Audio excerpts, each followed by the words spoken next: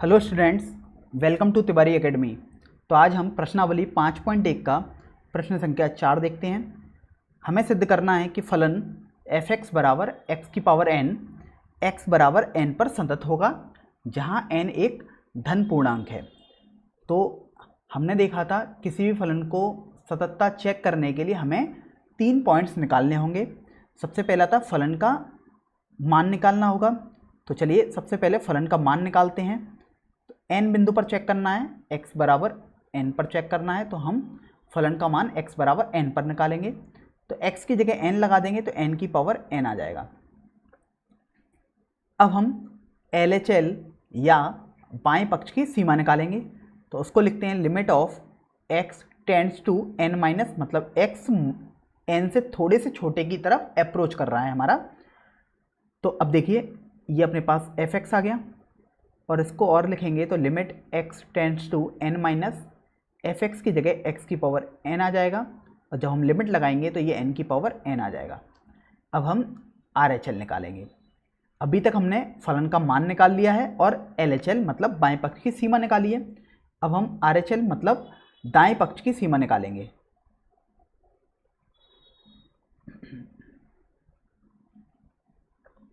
तो देखिए दाएं पक्ष की सीमा लिखने के लिए limit of x tends to n plus fx हो जाएगा। Limit of x tends to n plus fx की जगह x की पावर n। अब हम लिमिट लगाएंगे तो ये n की पावर n ही आएगा।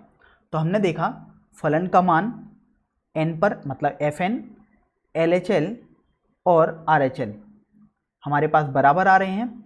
इसका मतलब फलन हमारा x बराबर n पर सतत होगा, अर्थात ये कथन हमारा सिद्ध हो गया।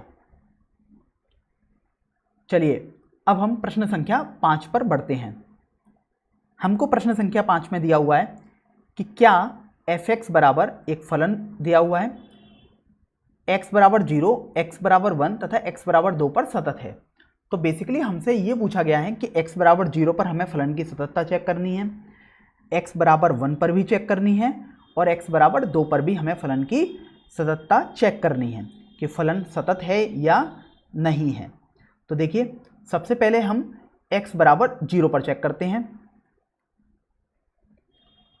ध्यान रखना है फलन की सततता चेक करने के लिए हमने 3 पॉइंट्स पढ़े हैं।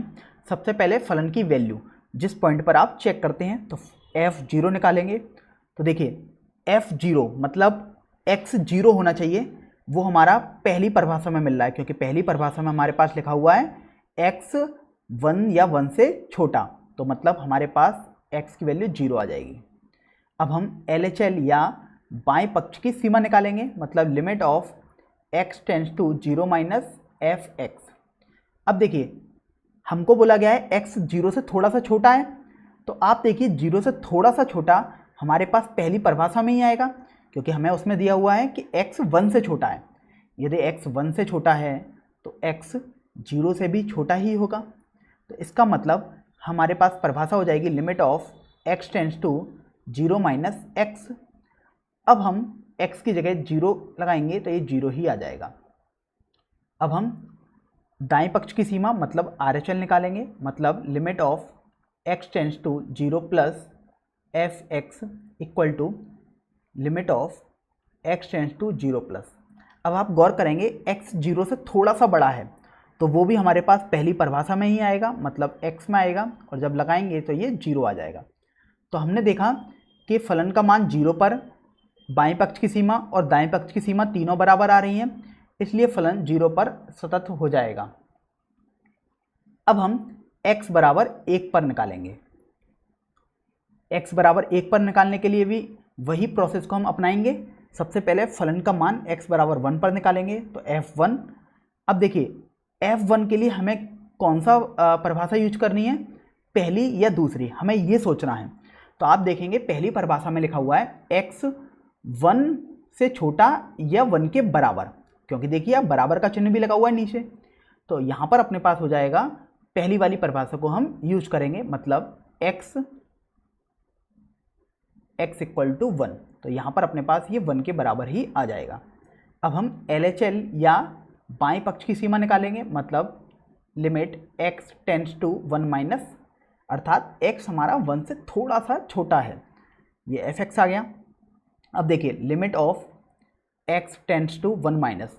अब यहाँ पर फिर हमें चेक करना होगा कि हमें कौन सी परिभाषा को चुनना पड़ेगा।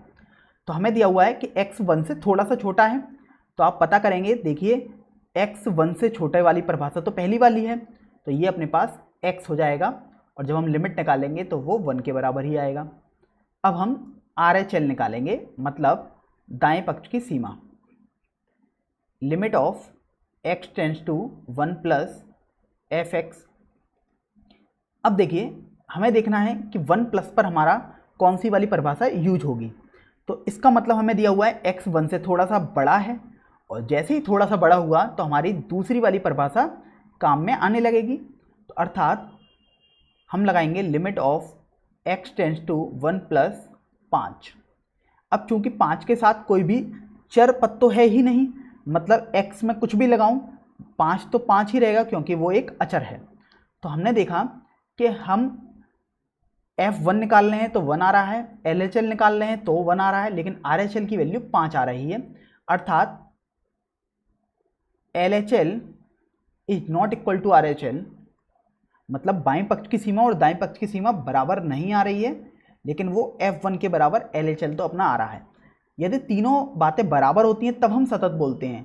तो इस केस में हमारे पास x बराबर 1 पर फलन हमारा असतत हो जाएगा, या हम बोल सकते हैं सतत नहीं रहेगा। अब हमारे पास तृतीय बिंदु रह गया x बराबर 2 पर। तो सबसे पहले हम फलन का मान निकालेंगे 2 पर, मतलब f2 निकालेंगे। तो देखिए f2 के लिए पता करेंगे हम कौन सा परिभाषा चुने।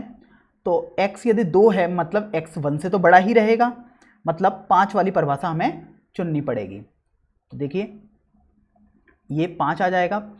अब हम LHL निकालेंगे, तो हमारे पास limit of x tends to 2 minus आएगा यहाँ पर, क्योंकि LHL मतलब बाएं पक्ष की सीमा निकाल रहे हैं।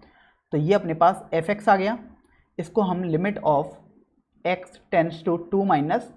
अब आप देखेंगे कि x 2 से थोड़ा सा छोटा, तो 2 से थोड़ा सा छोटा चाहिए, मतलब 1 से तो बड़ा आएगा, मतलब 5 वाली परिभाषा ही हमारे पास उपयोग में आएगी। तो देखिए अपने पास ये 5 आ जाएगा, जब हम लिमिट लगाएंगे तो वो 5 ही रहेगा। अब हम RHL निकालेंगे, तो RHL में limit of x tends to 2 plus, मतलब x थोड़े से 2 से थोड़ा सा बड़ा है, fx limit of x tends to 2 plus, परिभाषा 5 ही रहेगी, तो ये अपने पास 5 आ गया। तो हमने देखा फलन का मान यदि हम 2 पर निकाल रहे हैं, बाएं पक्ष की सीमा निकालें या दाएं पक्ष की सीमा निकालें, तीनों बराबर आ रहे हैं, इसलिए x बराबर 2 पर हमारा फलन सतत रहेगा।